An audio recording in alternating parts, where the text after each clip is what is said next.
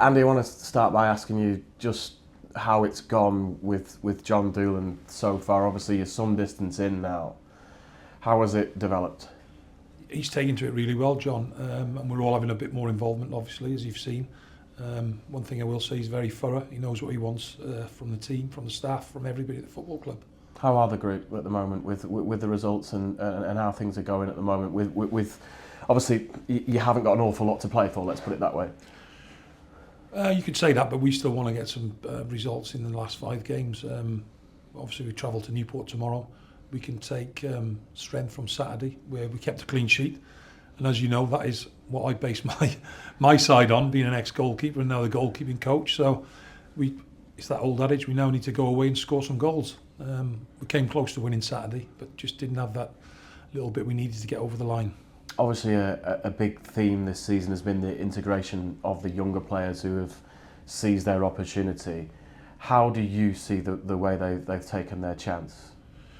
Well, you can look through the squad. I mean, the likes of Hendo and people like that, Connor, they've taken the chance really well, and they're only going to get better. So, I mean, when I look forward to the future, I see only good things right throughout the club. How big is the step up from playing youth development football to first team League 2 football? Yeah, it can be a big step, but they've equipped themselves really well. And the one thing you notice about League 2 is the physicality of it. Most of the teams in this league, you know, some of the challenges you see going in, and you've got to man up, and they manned up, to be honest. Is it the best form of development for them to be put into the firing line, you know, reasonably early in their career, so they do learn on the spot? Yeah, exactly. I mean, as I said, they're blooding themselves really well, and it is a big task at this level. And I think you can learn a lot, especially on the defensive side of things. Because I say, an interesting thing, I went to Salford the other week and I sat with Roy Keane, and it was brilliant to listen to Roy. He said, "Dibs, I'm loving this game of football." I said, "Why is that, Roy?" He said, "Because his tackle's going in and the referees are not giving fouls." Just at the moment, obviously you had a very strong bench at the weekend. How difficult then is it to continue to pick the young players when you've got the senior players on the bench? Is it about the playing on merit here? Yeah, well, they will be playing on merit. I mean, I wish personally that the season was just starting, because when you get players coming back and the squad gets stronger and the bench is stronger, it means a lot. It means a lot to everybody. The stronger you are, the better you're going to be. In terms of the situation going into the summer, obviously a lot of players are out of contract. You'll have an idea of who you want to keep. Have you got a forward plan? Do you know as a coaching group that the players you want to keep at the football club? We never stop talking about it, so it's on our mind every single minute of every day.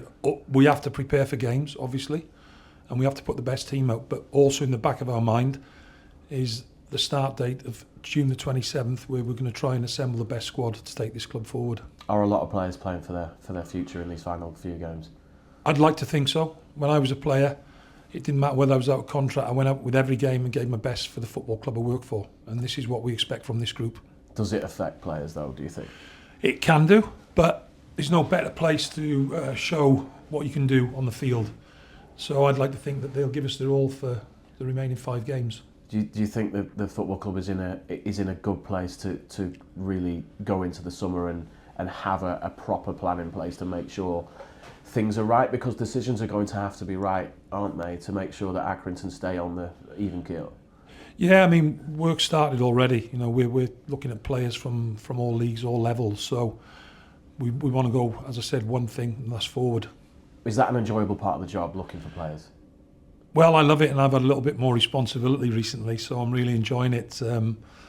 The goalkeepers obviously the one I look for, but I'm helping John now with outfield players, and we've started, without naming names, you know, we know we have targets for next season, and we know what we want. Is that an area where you are looking at goalkeepers?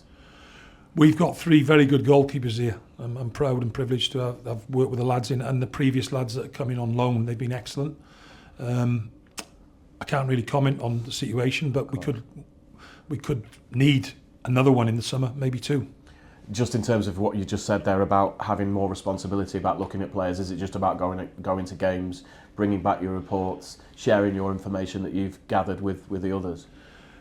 Yeah, I mean, my eyes are getting sore from looking into the iPad all the time, so it becomes it's an enjoyable thing. But I'm really enjoying the task that's going to be ahead of me. I suppose you've got to embrace the technology, haven't you? Really, all the things like Y Scout and all the data systems that are available now to you. Well, one thing I have become better at since I've come to Accrington Stanley, I'm learning all the time, and it's never too late to learn. So I really enjoy that part of it, and looking at things and players, goalkeepers, outfield players, everything. Just in terms of going to Newport, how is the squad looking in terms of injuries? Obviously, Toby Savin is still to come back. Sean McConville as well.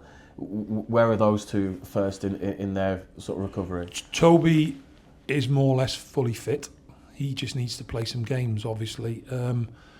It's been difficult because we've had to spend a lot of time on the AstroTurf, and I have to be careful with Toby, obviously with the back problem he had. But now he's a full bill of health. Sean's on his way back, but as you said, you identified that the bench was strong this Saturday, so we're in good fit of health. What about the others that are on the injury list at the moment? Will you have any of them back for the trip to Wales? I think the long-term ones are down at St George's, but tomorrow we'll have a good squad, strong squad tomorrow. Obviously, a huge plus point from the weekend was the first clean sheet in 10 games. That'll have given you a huge boost to, make sure that defence is solid for the rest of the season. How did you feel about that, first of all? Oh, I absolutely loved it. Clean sheets mean prizes for me, without doubt. And I know in 2017, Accrington Stanley got promoted. I was proud at Cardiff City to get promoted to the Premier League, and we kept 20 clean sheets, and so did Accrington Stanley. Any team that's going to go forward and do well at this level, you need a minimum of 15.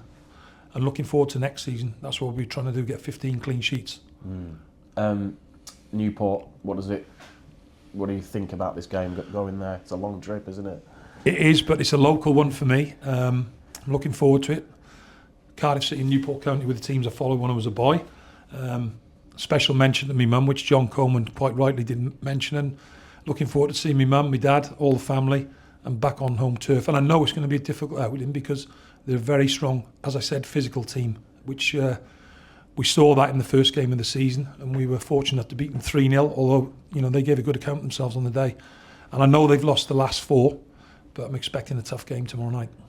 Do your family come to the games? What will it be like? Well, I need 8 tickets tomorrow, so... Rodney Parade's an interesting place to go, isn't it? It's quite a unique stadium. Yeah, it is. Obviously, it's a rugby ground as well. Bit of history. I remember watching Newport in the UEFA Cup going back many moons ago when I was a kid against Carl Zeiss Jena at Somerton Park. So I'm showing my age now. What country's that? Carl Zeiss Jena, German. Right. Yeah. Right. So.